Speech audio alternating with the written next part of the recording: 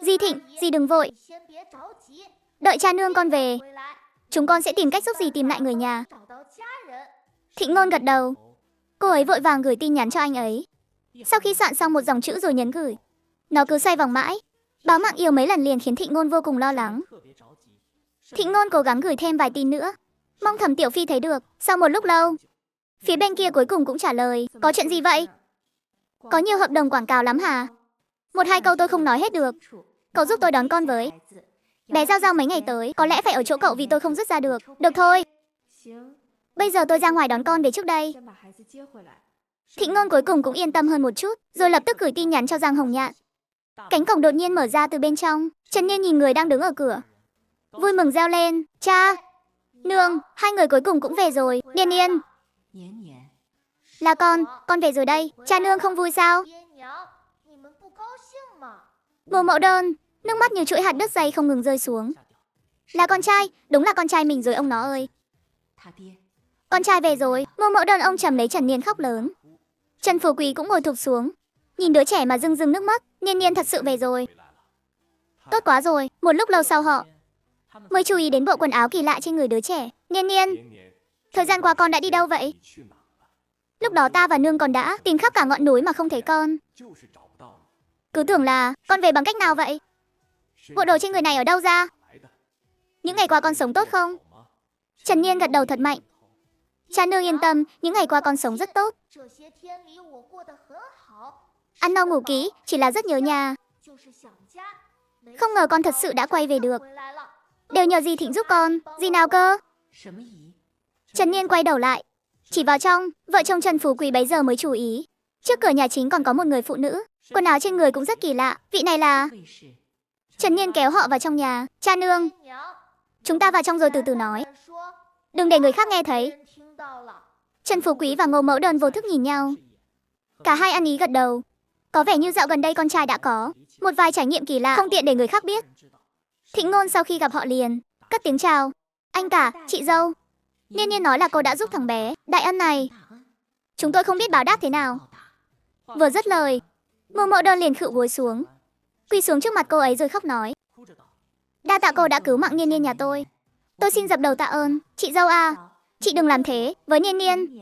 Tôi cũng chỉ là tiện tay giúp đỡ thôi. Với cô có lẽ là tiện tay giúp đỡ, nhưng lại cứu mạng con trai tôi. Tôi và cha nó đều phải dập đầu tạ ơn cô. Mau đứng lên đi, Niên Niên. Đỡ cha mẹ dậy đi con. Kể cho họ nghe dạo này con sống thế nào đi. Mẹ. Cha mẹ ngồi xuống trước đi. Con sẽ kể từ từ cho mọi người nghe. Nhưng cha mẹ phải hứa với con là không kể cho ai. Hai vợ chồng đều gật đầu. Được. Mau nói đi, dạo này con đã đi đâu vậy? Trần Niên kể lại chuyện xảy ra sau khi rơi xuống vực và những người đã gặp cho họ nghe. Vợ chồng Trần Phú Quý nghe xong mặt đầy ngơ ngác. Cha mẹ, hai người không tin lời con nói sao? Cha mẹ đương nhiên tin Niên Niên rồi, chỉ là có nhiều chỗ chưa hiểu lắm. Ý con là sau khi rơi xuống vực con đã đến một nơi khác, đúng à? Ở đó có rất nhiều thứ mà nơi này không có. Ban đầu con chỉ có thể đi ăn xin, đều nhờ cô Thịnh giúp đỡ. Cô ấy thường xuyên đến viện phúc lợi thăm con. Trong viện phúc lợi có nhiều trẻ không nơi nương tựa. Bình thường chúng con đều chơi cùng nhau. Cho dù đứa trẻ có kể chi tiết đến đâu, vợ chồng Trần Phú Quý vẫn không thể tưởng tượng được nơi chưa từng đến đó trông như thế nào. Nhưng chỉ cần đứa trẻ còn sống là tốt rồi. Dù sao đi nữa còn sống là tốt rồi. Đúng vậy. Chỉ cần có thể trở về là tốt lắm rồi. Kể từ ngày con rơi xuống vực, mẹ và cha con đều rất đau lòng. Chúng ta ăn chay, làm nhiều việc thiện chỉ mong tích đức cho con. May mà ông trời có mắt. Nói đến đây Ngô Mẫu Đơn lại không kìm được nước mắt. Trần Phú Quý vỗ nhẹ lên vai bà ấy. Đừng khóc nữa, con đã về rồi, chúng ta phải vui lên mới đúng. Con nên vui mới phải, con không khóc nữa đâu cha mẹ. Con đã về nhà rồi, sau này con không chạy lung tung nữa.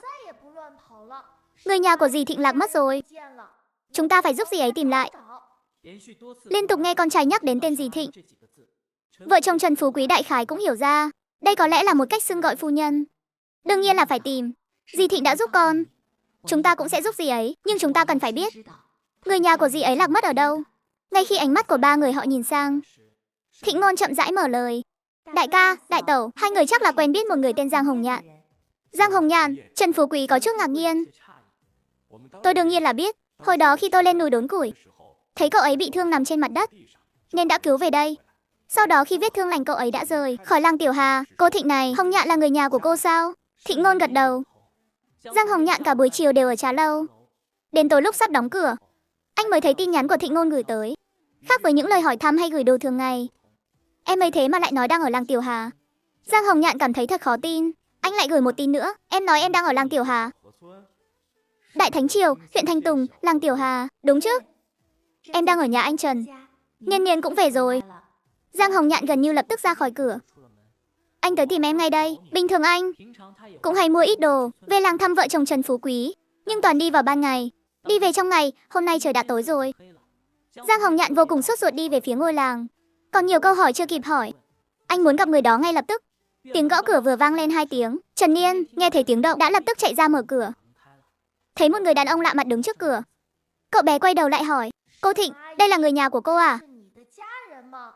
Nhìn theo hướng nhìn của Trần Niên, Giang Hồng Nhạn đã nhìn thấy ngay người mà mình hằng mong nhớ.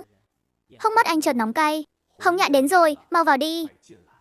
Ngay khoảnh khắc nhìn thấy người, Thịnh Ngôn cũng không kìm được nước mắt. Đã mấy tháng rồi, trước đây cứ ngờ anh đã mất. Cả ngày sống trong đau khổ. Khi biết anh vẫn còn sống, lại nhen nhóm thêm hy vọng sống, thường xuyên mong chờ ngày gặp lại. Nhưng cô cũng đã nghĩ đến tình huống xấu nhất. Thậm chí không gặp được cũng không sao, chỉ cần người còn sống là tốt rồi. Giờ cuối cùng cũng gặp được. Hồng Nhạn, giọng cô nghẹn ngào. Giang Hồng Nhạn sải bước đến trước mặt cô. Hai người ôm chầm lấy nhau mà khóc. Vợ chồng Trần Phú Quý thấy cảnh này cũng cay cay sống mũi. Lúc con trai đột ngột trở về, họ cũng không kìm được nước mắt. Mãi lâu sau, hai người đang ôm nhau mới buông ra. Trần Niên rất vui mừng. Tốt quá rồi, cô Thịnh cuối cùng cũng tìm được người nhà. Chúng ta đã cứu Hồng Nhạn. Thịnh Ngôn lại giúp đỡ con trai chúng ta. 5 người cùng ngồi quây quần bên bàn. Giang Hồng Nhạn biết họ đã biết chuyện về thế giới bên kia, nên đã xin lỗi họ. Đại ca, đại tẩu, thật sự rất xin lỗi. Trước đây tôi đã không nói sự thật cho hai người. Hồng Nhạn, đừng nói gì thêm nữa. Một người đột nhiên đến nơi xa lạ, không nói ra mới là đúng. Bất cứ lúc nào cũng phải bảo vệ bản thân. Đúng vậy. Tất nhiên không thể nói ra, nếu không dễ gặp rắc rối. Giờ đây con trai chúng tôi cũng đã về. Cậu cũng đã gặp được người nhà của mình. Thế là đủ rồi. Những lời không nên nói khác, tuyệt đối đừng nói ra ngoài.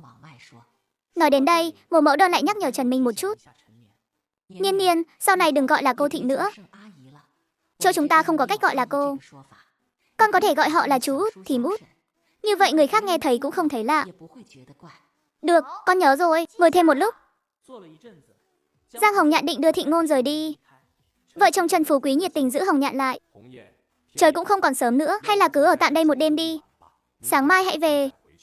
Đại ca, đại tẩu, làm phiền hai người đến tận giờ này. Tụi em đã thấy rất ngại rồi. Chỗ này cách Lý Tập cũng không xa lắm, tụi em về là được rồi. Lúc Giang Hồng Nhạn mới đến thế giới này, anh ở căn phòng mà Trần Niên từng ở. Giờ đứa trẻ đã về rồi, thêm hai người lớn nữa thì hơi chật chội. Hơn nữa anh và Thịnh Ngôn đã xa cách lâu ngày, có rất nhiều chuyện cần nói. Về lại căn nhà nhỏ vẫn hợp lý hơn.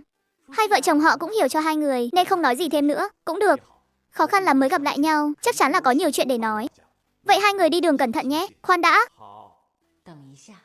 Mấy người dừng bước, Mộ Mẫu Đơn chạy về phòng, lấy ra một bộ đồ của mình. Anh Ngôn, em thay bộ đồ này đi. Tuy buổi tối không có mấy người, nhưng vẫn nên chú ý một chút thì tốt hơn.